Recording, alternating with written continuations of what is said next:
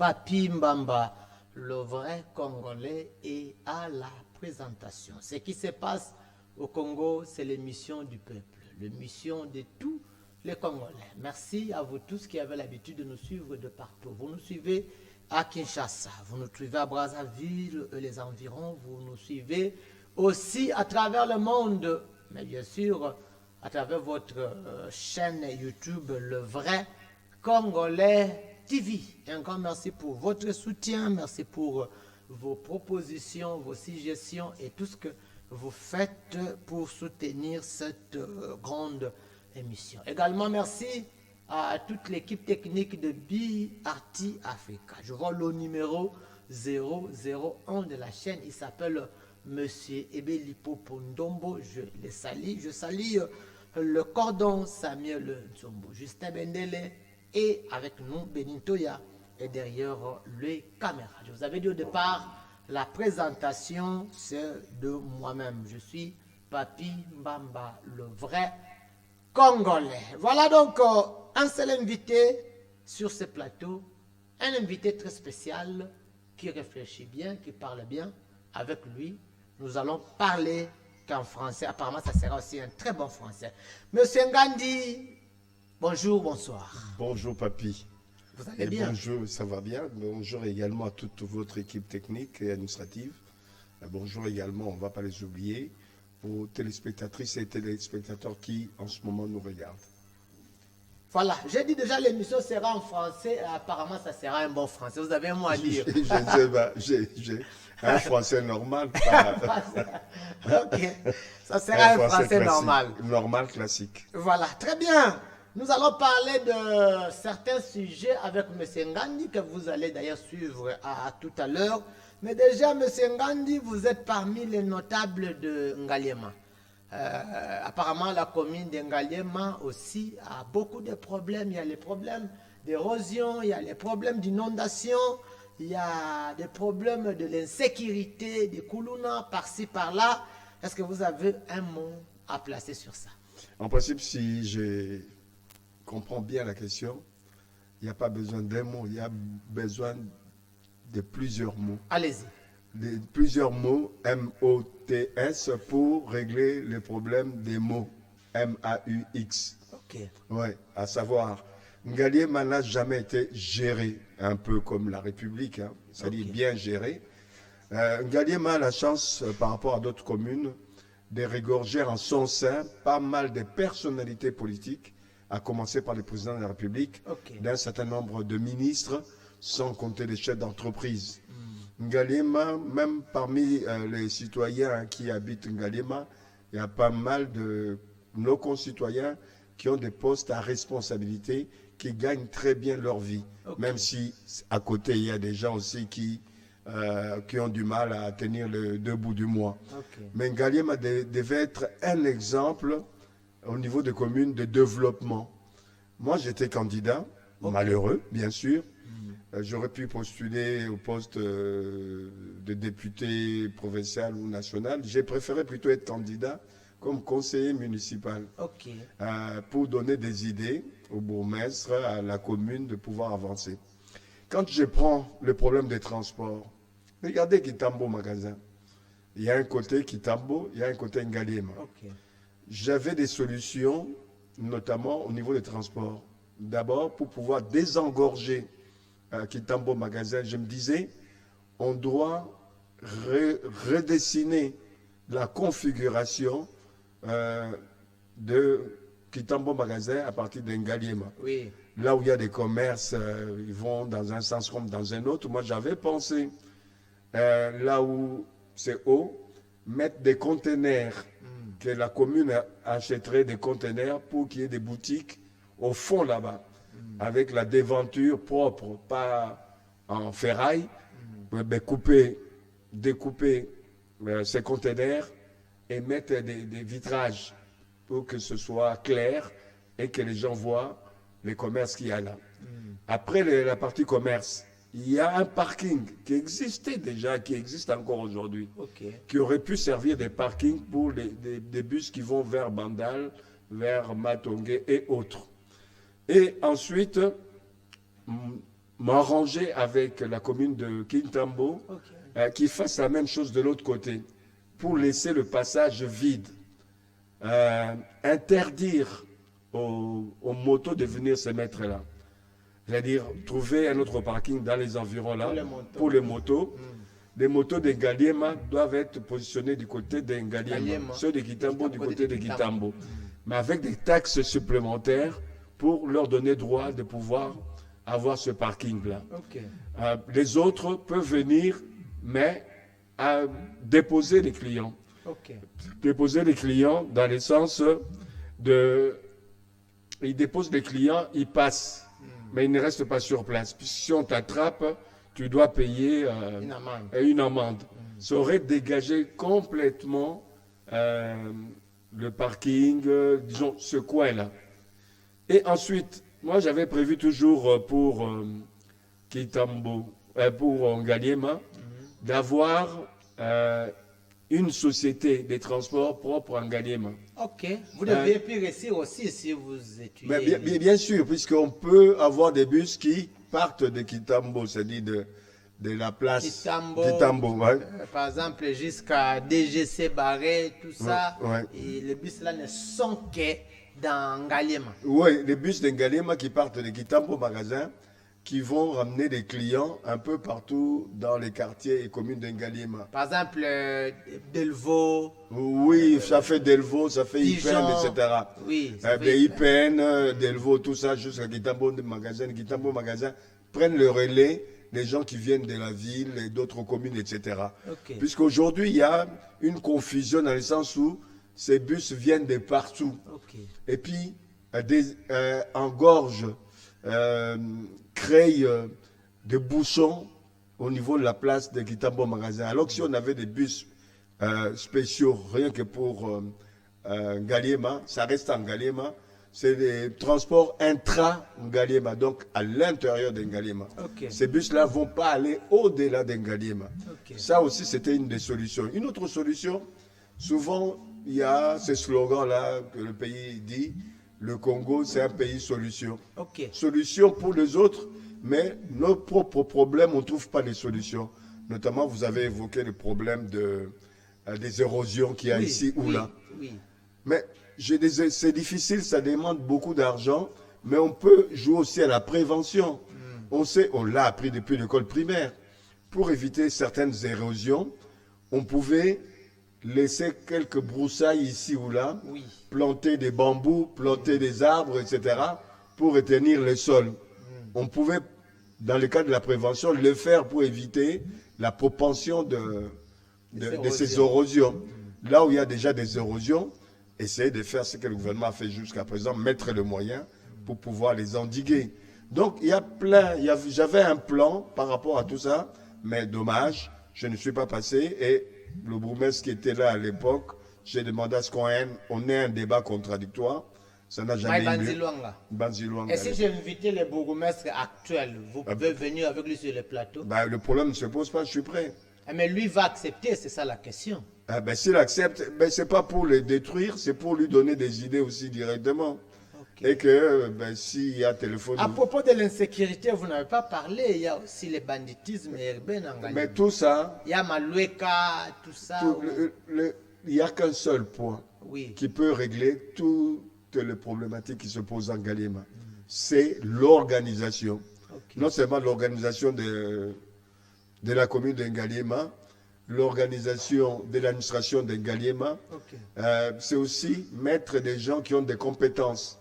Si on trouve qu'il n'y a pas de compétences, il n'y a pas assez de compétences, qu'est-ce qu'on fait? On peut sous-traiter. Pourquoi ne pas créer des entreprises de sous-traitance, des associations de sous-traitance, puisqu'on n'a pas des gens compétents au niveau de la commune? On peut se les faire. C'est-à-dire on peut associer même, je vous ai cité au départ, des personnalités politiques qu'il y a ici. On peut mettre en œuvre une politique qui associe ces gens-là, pas qui viennent participer à la vie politique de Ngaliema, mais au moins qui viennent donner un coup de pouce. Contribuer, donner un coup de pouce à la commune au travers de ces institutions pour qu'on arrive à bien gérer notre commune par quartier et par rue. C'est possible. Il est possible d'engager des gens, des jeunes qui s'occupent en partie de la sécurité, en partie de la propriété de la ville. Mais si on faisait fonctionner la commune telle que les textes les indiquent, les mentionnent, il y aurait, je ne dis pas qu'il n'y aurait pas de Koulouna, il y aurait moins de Koulouna que ce que nous connaissons aujourd'hui. Tout est possible, c'est question d'organisation et des moyens qu'on peut avoir auprès des entreprises. Vous savez, par exemple, les grands hôpitaux d'ici, la Quinoise, la Ngalema, c'est dans la commune de Ngalema. Les gens pensent que c'est à la commune de la Gombe. L'hôtel, par exemple, comment on appelle cet hôtel, le grand hôtel, c'est du côté de Ngalema. Il y a l'hôtel du fleuve, c'est Ngalema. Il y a plein de grosses entreprises. Chani Metal, il y a pas mal d'entreprises. On pouvait avoir des moyens complémentaires de ce que l'État donne à la commune. Voilà. Merci beaucoup, Monsieur Ngandi. Avant de passer à ces sujets, est-ce que c'est tard pour vous de postuler comme bourgmestre? Je sais qu'après un temps là, comme les conseillers communaux sont là, en principe, on allait avoir les élections de bourgmestres et les bourgmestres adjoints. Je ne sais pas certainement que ça pourrait venir. C'est tard pour vous de postuler comme bourgmestre? Pour le moment, je ne sais pas si c'est trop tard. C'est presque trop tard. Mieux vaut que je me prépare. J'attends 2028. S'ils ont besoin que je puisse les aider en tant que conseiller, pourquoi pas? S'ils ont un budget pour pouvoir m'embaucher au niveau des conseillers politiques. Par exemple, le conseiller politique du bourgmestre. De bourgmestre. J'ai une expérience que beaucoup d'entre eux n'ont pas.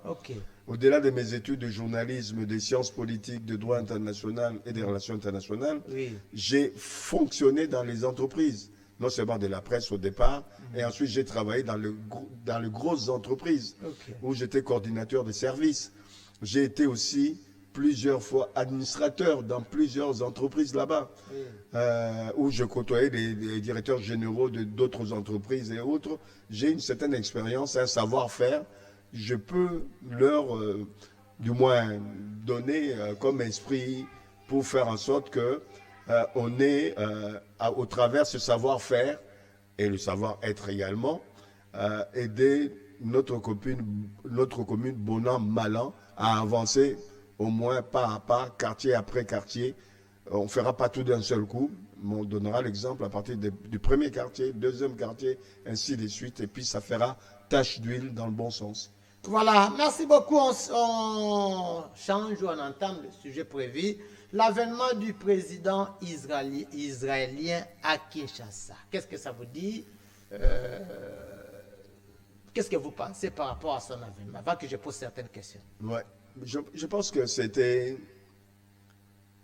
président était un président bienvenu au niveau de la République démocratique. Il faut savoir qu'il y a 40 ans, qu'on a eu dans nos murs un président israélien qui fut d'ailleurs, c'était le père de l'actuel président israélien.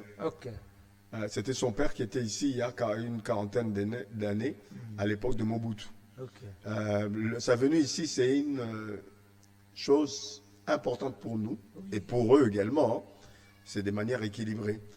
Il y a longtemps que nous n'avons plus eu des relations directes avec Israël. Depuis 1973, vous allez vous rappeler, pour ceux qui lisent l'histoire de ce pays, quand Mobutu, lors de son intervention aux Nations Unies en 1973, avait dit entre un frère et un ami, le choix est clair. Il avait choisi le monde arabe, la Palestine et les pays arabes au détriment d'Israël. Et depuis, on n'avait pas réellement de vraies relations avec Israël. Maintenant, avec l'arrivée et la venue de Tshisekedi au pouvoir, l'effet de repartir des bons pieds avec Israël, moi je pense que ça va faire rayonner Israël sur le plan international, sur le plan surtout du continent africain, puisque c'est un glacis dans le sens où beaucoup d'Africains n'osent pas aller vers Israël de peur des représailles des pays arabes. Mais nous avons osé. Ça démontre qu'on a une certaine autonomie par rapport à d'autres pays africains. Mais c'est un enjeu important aussi pour nous, dans le sens où nous allons pouvoir profiter des avancées qu'Israël a dans différents domaines. Par exemple, quelles avancées? C'est là où on ira. Les avancées, puisqu'ils pourront investir dans l'agro-industrie chez nous. Ils pourront investir dans les mines en les transformant. C'est dans le sens d'investir dans la transformation de nos minéraux. Ils pourront investir, même on a des problèmes importants au niveau de l'électricité. Ils ont des systèmes d'électrification qui peuvent nous aider à aller très vite et rattraper notre retard. Aujourd'hui, notre population, c'est autour de 15 ou 19% où il y a l'électricité. Avec les systèmes israéliens, on peut faire en sorte d'augmenter notre desserte au niveau de l'électricité. Est-ce que c'est pour ça qu'il était venu? Non, il est venu pour les aspects d'investissement. Okay. Il est venu aussi pour des accords de défense, des accords militaires. Okay. Sachez aujourd'hui, si on résiste mieux face au M23 et au Rwanda, c'est en partie par le fait du soutien israélien. Okay. Sachez que Israël a, au travers Mossad, qui est l'équivalent de la CIA et de KGB, il nous donne des renseignements précieux pour non seulement la protection de notre président, mais aussi la protection de notre territoire, de nos territoires. Si aujourd'hui on prend du poil de la bête, c'est-à-dire on a des avancées plus que le Rwanda et le M23, c'est pas le fait des renseignements, puisque la guerre... On est plus avancé que le Rwanda. Mais oui, puisqu'aujourd'hui, au niveau renseignement, jusque-là, c'est le Rwanda qui avait plus de renseignements, avec des services d'espionnage, avec le service de renseignement beaucoup plus outillé que nous. Mais depuis qu'on est en accord, en relation avec Israël et avec Blackwater, au niveau renseignement, on a fait des avancées. Et ces avancées-là nous permettent de pouvoir contrôler un certain nombre de choses qu'on ne pouvait pas contrôler. Au niveau aussi de tout ce qui est armée aérienne, puisque tu ne peux pas faire voler ton avion sans renseignement ou sans protection. Ces protections-là, on l'a au travers M. Prince de Blackwater, mais on l'a aussi par les renseignements satellitaires donnés ou prêtés par Israël. Donc Israël, ce sera un partenaire très important pour les années à venir. Et ils pourront aussi former nos commandos. Ils ont des très bons commandos, vous le savez. Israël seul peut confronter plusieurs États arabes. Pourquoi? Puisque au niveau de la défense, au niveau de l'armement, au niveau de la cybersécurité, ils sont très forts. Donc si on a les nôtres qui demain seront formés là-bas dans le même domaine, vous verrez la stabilisation future de ce pays. Qu'est-ce que les Congolais peuvent attendre à propos de l'arrivée du président Israël? Qu'ils attendent quoi? Qu'ils attendent notamment le fait qu'il y aura un appui à certaines de nos entreprises. Il y a certaines de nos entreprises qui pourront demain collaborer avec les entreprises israéliennes. Ce qui aura comme conséquence la création des emplois, la création des richesses. C'est ce que le Congolais lambda peut gagner. Le Congolais lambda gagnera aussi sur ce que j'ai dit, s'agissant de la sécurité du pays. Puisqu'on aura des renseignements, on évitera un certain nombre de crises qu'il y a, comme on a connu à l'Est, comme on connaît un peu par ailleurs au niveau de l'Ouest congolais, avec le Mobondo et autres, puisque les renseignements, on les aura. On ne peut pas traiter un problème si on n'a pas de renseignements. Le nerf de la guerre, certes, c'est l'argent, mais c'est aussi les nouvelles technologies avec des guerres modernes qui ne sont plus des guerres comme il y a 40 ans ou 50 ans. Les drones ne peuvent pas voler ou aller bombarder n'importe où. Ils bombardent quand ils ont au préalable eu des renseignements bien précis. Donc il y a beaucoup de choses, il y a toute une panoplie de domaines dans lesquels Israël pourra investir ou collaborer directement par rapport à ce que nous faisons déjà nous-mêmes. Monsieur Ngandi, à vous entendre parler, apparemment c'est pas en retard que nous venons de renouer, c'est ça les mots, parce qu'il y avait déjà la relation, parce que il était venu 40 ans, le président israélien, vous avez dit ici, c'est pas en retard qu'on a renoué encore cette relation, vous entendre parler qu'il y a certaines solutions qui sera données à travers l'Israël. C'est pas en retard. Et si c'est en retard, pourquoi en retard? Moi, je ne dirais pas comme ça, je ne poserai pas le problème comme ça. Moi, je dis mieux vaut tard que jamais. Okay. Mieux vaut tard que jamais. Nous sommes inscrits pendant les décennies passées dans l'ordre de bataille de ce que l'Afrique souhaitait, l'Union africaine. Oui. Mais il s'avère qu'aujourd'hui, on a vu que le pays est en difficulté.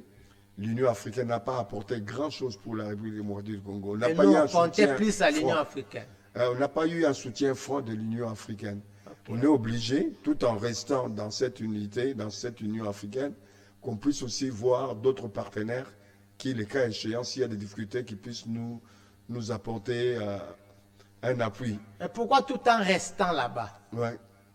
Tout en restant au niveau de l'Union africaine. Oui, pourquoi tout en pour restant? le moment, on est obligé, quand on est un pays, un grand pays qui veut avoir de l'avenir et un bon avenir, on est obligé d'avoir des relations avec un ensemble de pays ou des structures continentales ou sous-régionales. Si c'est ça ne important. protège pas, il faudra toujours rester. Non, on restera avec eux sur le plan politique. Okay. Mais sur le plan de développement économique, social de notre pays, on aura d'autres partenaires. Et puis, c'est une bonne question dans le sens où, jusqu'à présent, on était identifié comme étant un pays qui a des rapports simplement avec la Belgique, la France et les États-Unis. Mais aujourd'hui, il faut savoir que nos relations, nos rapports sont étendus à la Chine, à l'Union soviétique, à la Turquie, ainsi de suite. C'est-à-dire qu'il y a une ouverture auprès de plusieurs pays. Donc, il y a un équilibre qui va s'instaurer d'ici quelques années où on sera ouvert à tous les États et ces États-là seront ouverts à nous. Et puis, au niveau international, notre positionnement sera un positionnement qui correspond au gigantisme de notre pays. Ce sera un positionnement qui sera lié aussi à ce que nous pouvons offrir à la communauté internationale, mais c'est à nous aussi de savoir comment tirer notre épingle du jeu de la communauté internationale pour que nos populations puissent retirer leur marron du feu. Voilà, merci beaucoup. Je vous rappelle que je suis avec M. Ngandi Kassende. C'est avec lui que nous sommes en train de parler, d'analyser sur certains sujets. Notamment là, nous avions abordé les sujets sur l'avènement du président israélien. Vous êtes en train de suivre. Si vous avez des questions, des petites questions, des suggestions, des propositions, posez-nous à travers le numéro qui est affiché. Monsieur Ngandi, je suis obligé de changer le sujet. Oui.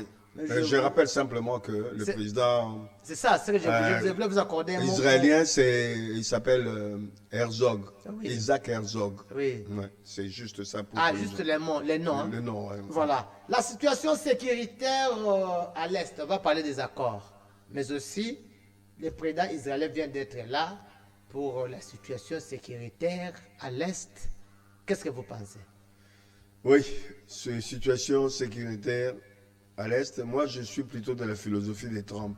Oui. Je ne suis pas comme la plupart de nos compatriotes. Qui disent quoi, les compatriotes? Qui ne comprennent pas toujours le langage au niveau diplomatique, le langage au niveau des relations internationales. Quand Trump a dit que pour lui la guerre est finie à l'Est, le Congolais a dit la guerre est finie où, puisqu'on est en train toujours de tuer les nôtres. C'est vrai qu'on continue à tuer les nôtres. La guerre est finie ou va finir. Comme la prophétesse là l'a dit dans 52 jours, ce n'est pas une prophétie. Pour moi, c'est des calculs. Les Américains savaient qu'à tout moment, ils peuvent arrêter cette guerre-là. Mais ils ont donné quand même la chance aux uns et aux autres de faire en sorte qu'on ait un compromis, qu'on s'entende au moins sur un minima et qu'on arrête la guerre. Mais il s'avère qu'il y a des gens qui ne comprennent pas ce langage politique et diplomatique. Le problème, ce sera à leur dépens. D'autant plus que, pour moi, l'accord le plus important, les accords les plus importants, c'est les accords qu'on a signés en juin aux États-Unis, entre le Rwanda et la République démocratique du Congo. Ça, c'est le plus important. C'est le plus important, c'est ça qui va guider le tout, en rajoutant la résolution 2773. Ce sont les deux éléments qui vont décider de l'avenir de la situation de l'Est. Ils ont déjà décidé, mais maintenant, il s'agit d'appliquer. On a laissé le temps de pourparler, le temps de négociation pour qu'il y ait un compromis et qu'il y ait une sortie acceptable pour les deux parties. Mais c'est avéré que Kagame, sans tête, ne veut pas comprendre la raison. Le problème, c'est qu'à un moment donné, ça va lui être dicté on va lui dicter ce qu'il doit faire avec des échéances bien précises. S'il ne respecte pas ces échéances, je pense qu'il y aura une frappe qui viendra de notre côté. Donc déjà, vous dites au peuple que la guerre est finie à l'Est. Sera terminée d'ici fin décembre, début janvier. Mais au plus tard, au mois de mars, les gens pourront circuler de nouveau comme on circulait quittant Kinshasa ou Lubumbashi. Ça sera comment? Ça sera comment? Ça sera comme dans le rêve? Ça sera comment? Ce ne sera pas comme un rêve. Les menaces, si ceux qui sont encore sur le terrain à Goma ou au Kivu, à Bukavu, s'ils ne respectent pas, mais vous verrez les conséquences sur le plan militaire d'abord. Ils seront pourchassés à la fois par les forces burundaises, les forces armées congolaises, les Wazalendo, mais auxquels il faut rajouter les Blackwater. Ce ne sont pas des enfants de cœur qui sont venus là, les Colombiens qui sont venus pour le compte de Blackwater. Mais ils pourront, même si les cas échéants, rentrer au Rwanda. Kagame aura le choix, ou s'il veut rester au pouvoir, réellement de reconnaître la fin de la guerre, qu'il a capitulé. S'il ne le fait pas, celui qui risque même de partir, on risque de faire en sorte qu'il y ait une nouvelle donne au niveau de cette partie du pays. Sachez qu'aujourd'hui, il y a la Tanzanie qui sera obligée de se rapprocher de la RD Congo puisqu'ils sont en bis-bis avec le Rwanda. Au Kenya, les choses ne marchent pas comme le souhaite Ruto. Je pense que c'est le moment ou jamais où la RD Congo peut supplanter tous ces États-là et se préparer à dominer de nouveau comme voilà, M. Ngandi, pourquoi vous dites que le Rwanda, tout ça, M23 seront chassés par les forces burundaises et autres. Mais quand vous parlez des forces de Wazalendo, FARDC, je comprends. Mais pourquoi encore parler de forces burundaises? Non, je le parle, je le dis, puisque ce sont des faits. Les faits sont sacrés. Les commentaires libres. Aujourd'hui, nous avons une base arrière qui se trouve au niveau de Burundi. C'est-à-dire, c'est là que sont positionnés la plupart de Blackwater. Okay. C'est là que sont positionnés un certain nombre d'armements que nous avons pour pouvoir faire en sorte que le Rwanda se sente un peu encerclé. Le Burundi joue un rôle important. S'il n'y avait pas le Burundi avec nous, ça poserait partiellement un problème. Il y a le positionnement des Burundais au sud du Rwanda et au sud de la RD Congo. Ce positionnement nous donne des possibilités. Les militaires peuvent comprendre ce langage-là, puisqu'on a les positionnements de nos forces qui peuvent, soit sur le plan aérien ou sur le plan terrestre, attaquer à tout moment, faire en sorte qu'il y ait des renforts. Les renforts ne doivent pas être loin des lieux de hostilités. Nous, on serait coupé de certains coins du Bukavu, de Bukavu, s'il n'y avait pas la possibilité de pouvoir nous positionner vers le Burundi. Donc, Wazalendo, on le sait, ils sont là depuis, ils ont fait un travail très honorant pour notre pays. Et le FARDC ne sont pas rentrés en lice en général, puisqu'ils voulaient respecter un certain nombre d'accords. Mais maintenant, si les accords ne sont pas respectés par la partie adverse, on dira, comme on dit en droit, la règle de rebus ex stantibus, c'est un terme latin, qui veut dire que s'il y a un accord et que cet accord n'est pas respecté, nous aussi on sort de l'accord. En ce moment-là, on rentre dans les hostilités et on en finit une fois pour toutes. Voilà, vous avez parlé des accords. Selon M. Ngandi, l'accord qui peut être accepté, c'est l'accord des États-Unis. Pourquoi? Les États-Unis et de la résolution 2773. Oui. Pourquoi les États-Unis? Puisque ça a été signé. Ça a été accepté par le Rwanda, ça a été accepté par notre pays et contre-signé par les Américains. C'est pour ça que j'ai dit que c'est l'accord le plus important. Puisque l'accord pour lequel on va nous amener, on nous mène vers Doha, mais ce sont des aventures. Pour moi, c'est secondaire. Ce qui est plus important, c'est l'accord que nous avons déjà signé avec le Rwandais et les États-Unis et aussi la résolution des Nations Unies qui doivent être appliquées à la lettre. Et Et le reste, le dialogue proposé à l'interne selon Martin Fayulu et les prêtres. non. Un pays en guerre, vous cherchez le dialogue. Vous voyez en Ukraine ou en Israël, pendant la guerre, ils cherchent le dialogue interne. Il n'y a qu'au Congo-Kinshasa, où les gens parlent des choses comme le dialogue. On dirait qu'on marche sur la tête. On doit d'abord arriver à mettre fin à ce conflit-là. Si dialogue il y a, entre nous, on va se retrouver après. Mais aujourd'hui, s'il y a dialogue, ça posera un problème, parce qu'il y a des gens qui vont s'introduire dans ce dialogue-là qui ne sont pas du pays, ou du moins qui n'aiment pas le pays, qui viendront proposer des conditions inacceptables. Le dialogue, oui, mais pas maintenant qu'on mette fin à la guerre qui est à l'Est, qu'on mette fin aux hostilités de l'Est, et puis on aura un dialogue entre nous. S'il y a le dialogue, il y a des gens qui ne sont pas des Congolais qui peuvent se trouver, qui peuvent entrer dans cette histoire. Mais quand vous parlez l'accord des ISA, les gouvernements et les Rwandais, Oui. pourquoi les Rwandais? Les Rwandais sont des Congolais? Non, mais là, avec le Rwanda, c'est des accords qui sont très clairs. Le problème, c'est que les gens ne veulent pas mettre en exergue. C'est-à-dire, c'est un accord très important, puisque jusque-là, le Rwanda niait qu'ils étaient derrière le M23. Ils niaient qu'ils nous faisaient la guerre. Mais le fait d'avoir signé un accord avec nous, dans ces accords-là, c'est bien stipulé qu'ils reconnaissent indirectement d'être impliqués. Ils ont signé pour accepter de quitter notre territoire. Ils ont signé pour accepter de reconnaître notre souveraineté. Donc, ce n'est pas à comparer avec le dialogue que certains Congolais demandent. Ce n'est pas la même chose. On ne peut pas comparer les deux.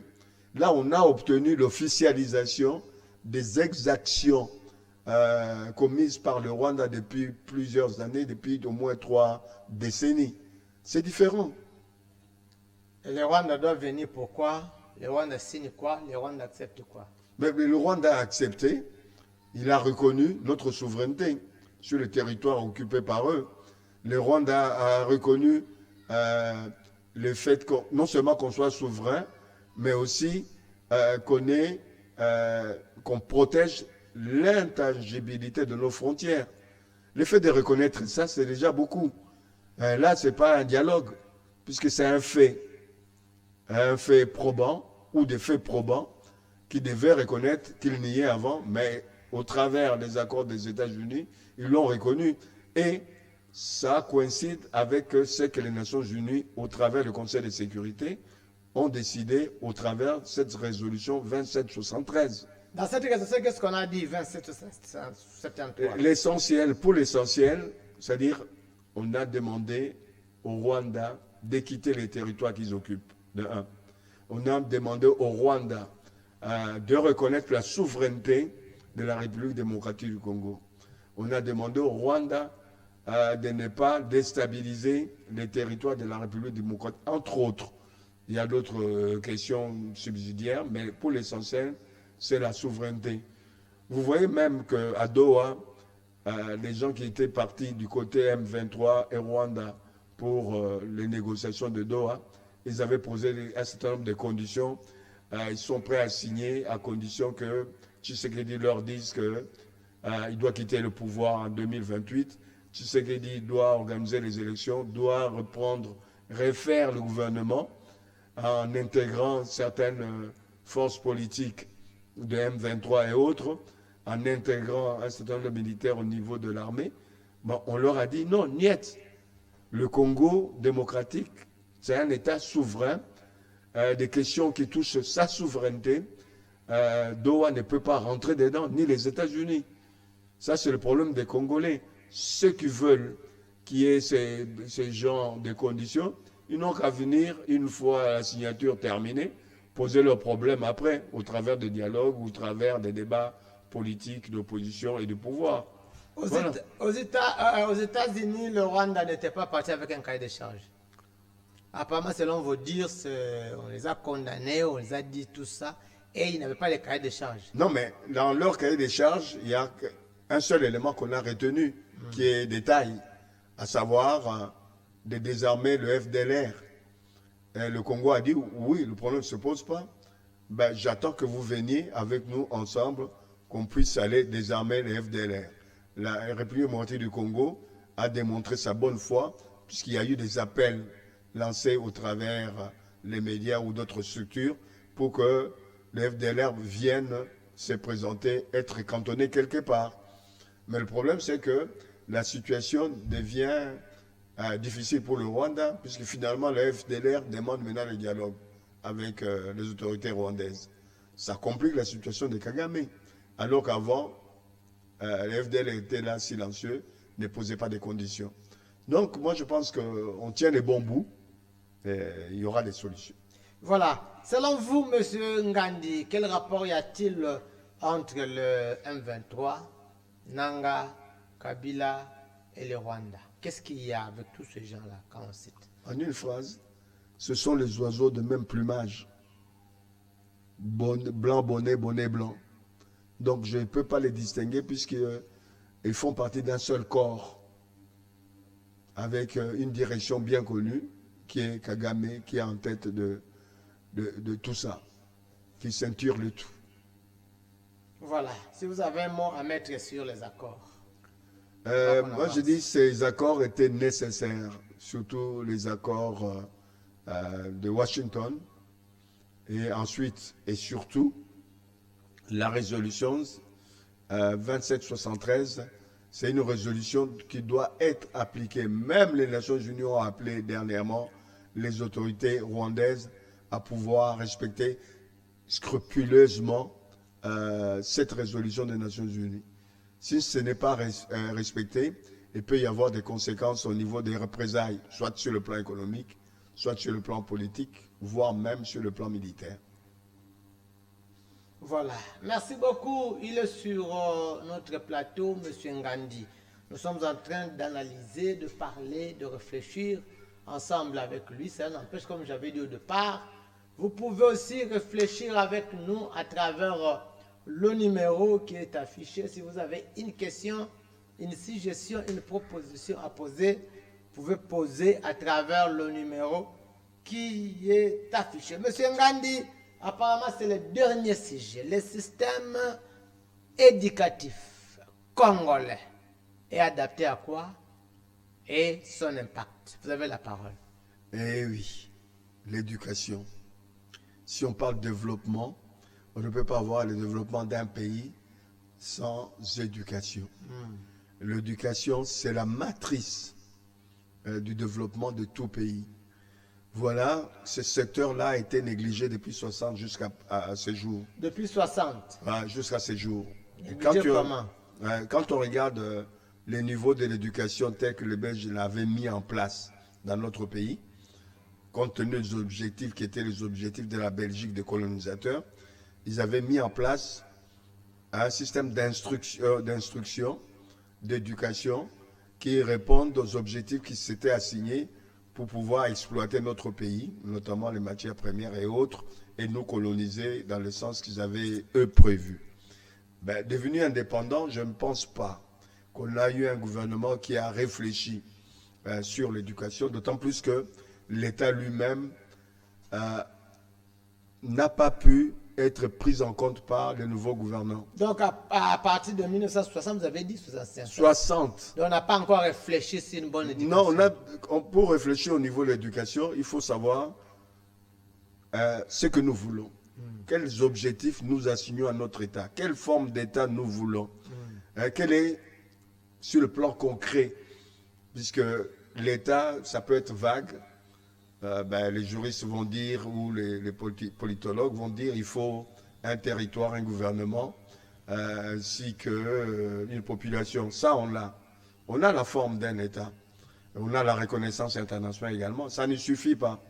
L'État doit être soutenu concrètement par ce qu'on appelle la colonne vertébrale de tout État, c'est-à-dire l'administration. Okay. Le Congo, à l'indépendance, n'a jamais mis en place une administration congolaise. De l'indépendance là maintenant. Je vais y arriver. Okay. En 60, on devient indépendant. On n'a pas des gens compétents pour tenir l'administration. Les gens les mieux placés dans l'administration congolaise de l'époque, c'était des clercs ou des commis. Ils n'avaient pas de compétences pour être des directeurs, être des cadres de l'administration. Pour ne pas laisser l'État qui venait de naître s'effondre comme neige.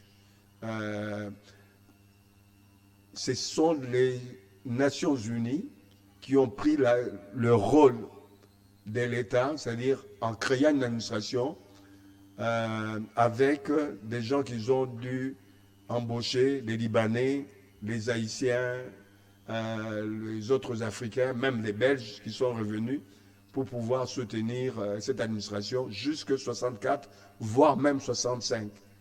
La première administration nationale mise en place réellement, c'est Mobutu qui a mis ça en place. Okay. On a nommé ceux qui étaient des commis directeurs, alors qu'ils n'en avaient pas la compétence.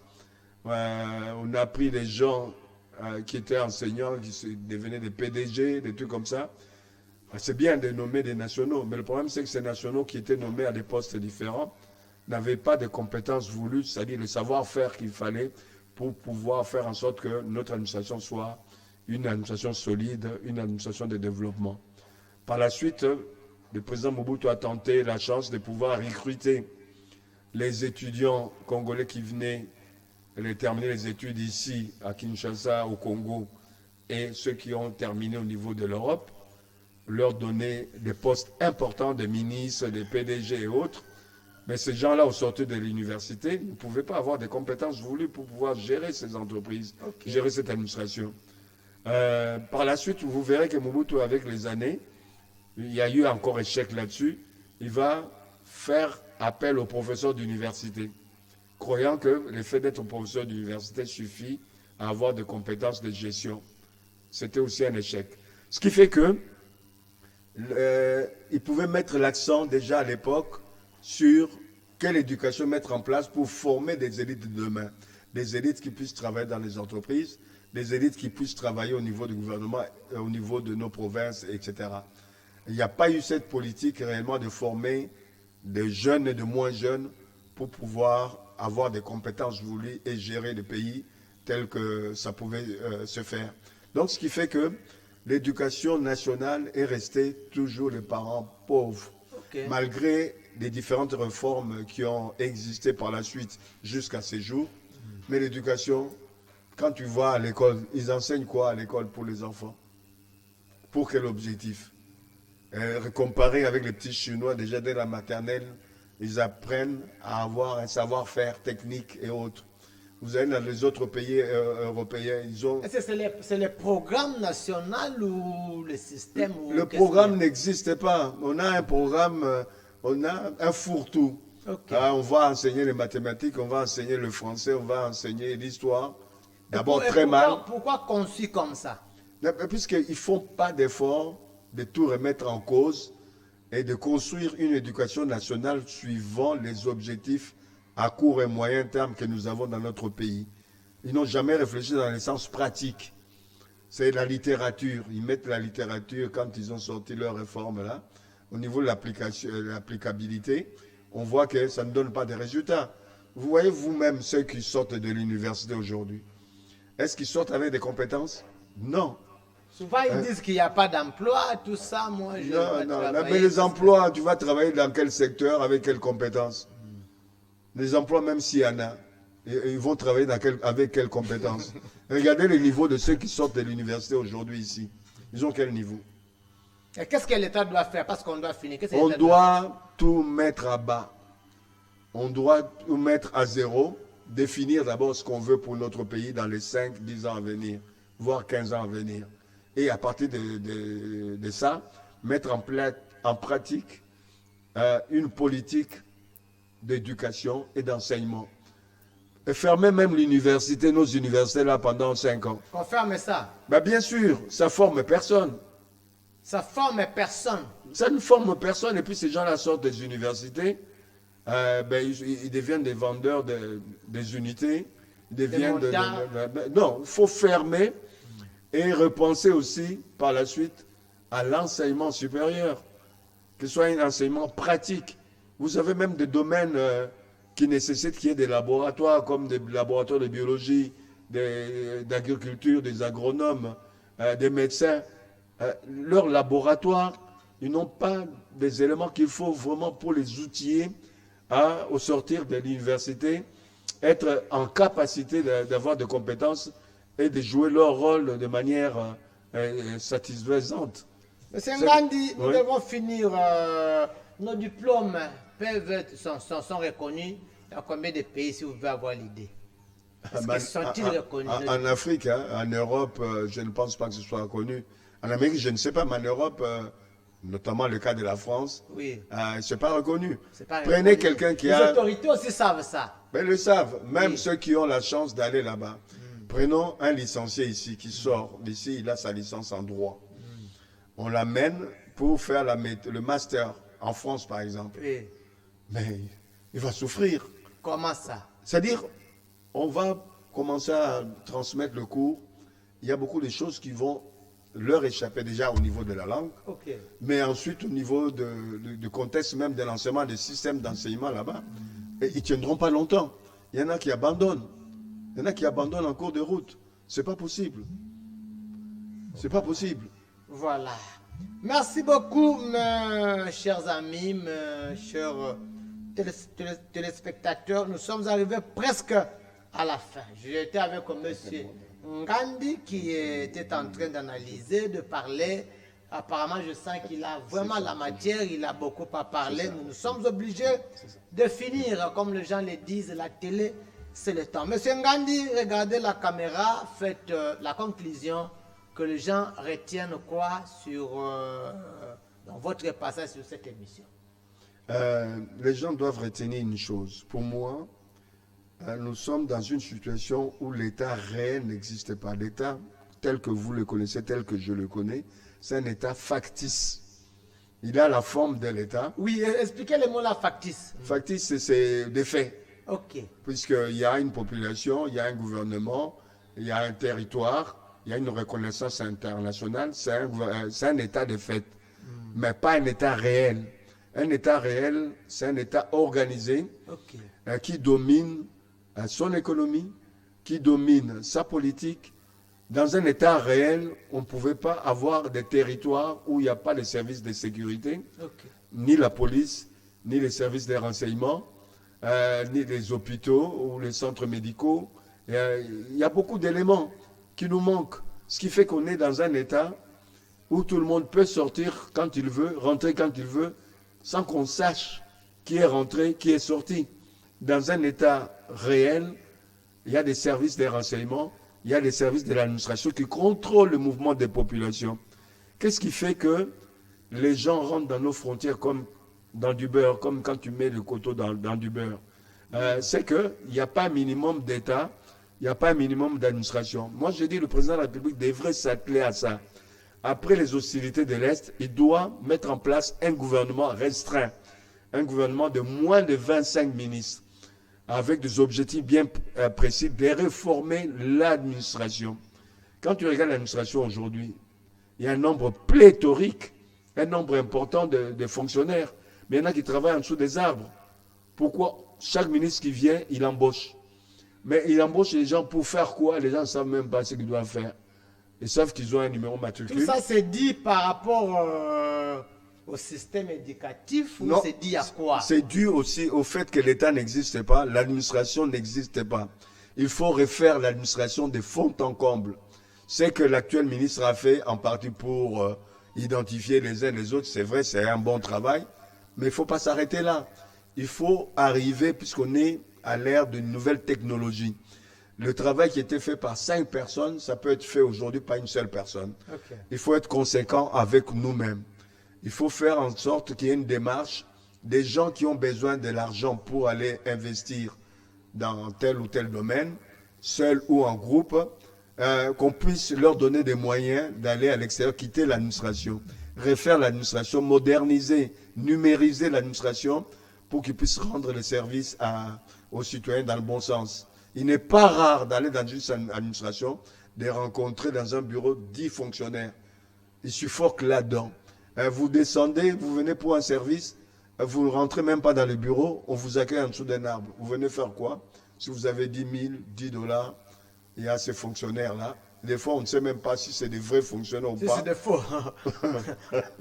Donc, il y a beaucoup de choses à refaire. Beaucoup de choses. Que le président prenne son bâton pour pouvoir faire en sorte que on puisse arriver à réorganiser l'administration. Voilà. Et de par l'administration, réorganiser l'éducation nationale, ça à revoir de fond en comble.